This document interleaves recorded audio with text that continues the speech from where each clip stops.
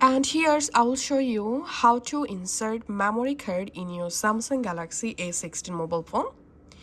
In your mobile box, you'll find this ejector tool. So you have to use this ejector tool to remove the memory card tray.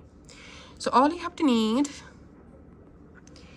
in your mobile left hand side here, you will find this SIM or card tray. You have to insert this ejector tool into this little hole just like so and push gently, and here we can see the SIM ejector removed. Now all you have to need, use your two fingers to gently remove this tray, and now we have to insert our memory card here. So this is my memory card, and just insert the memory card in this tray, or you can just completely remove this tray, and there. So go ahead and add your memory card. Now reinsert the tray, gently push the tray.